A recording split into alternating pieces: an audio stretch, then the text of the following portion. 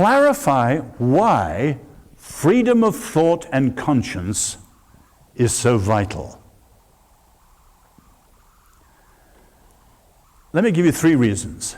First, in your American history and in the American experiment, freedom of thought and conscience was always the first liberty.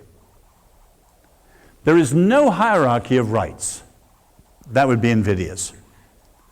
But if you read the framers and the founders, they were very clear about how the 3 core rights, freedom of conscience, freedom of speech, and freedom of assembly, were inseparable and interlocking. And you can think of it logically. You want freedom of assembly, the right to associate with people. Why? You don't just arrive and hug each other. You want to get together to say something.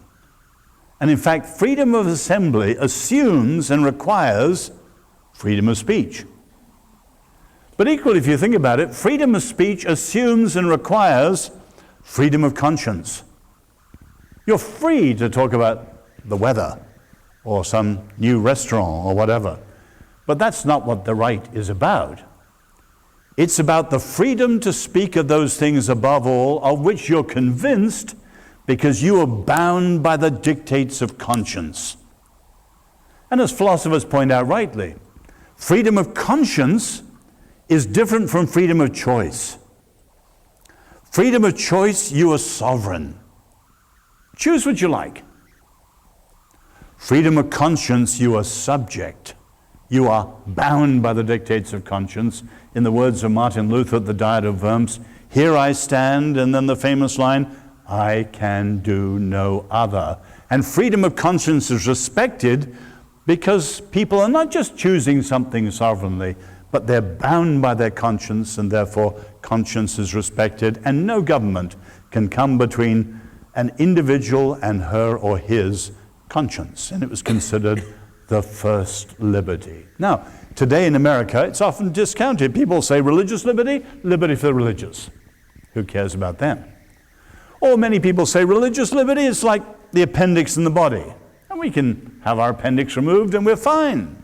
In other words, it's a constitutional redundancy, and what really matters is something like free speech. Now, if the framers are right, they're all wrong. Freedom of conscience is the first liberty.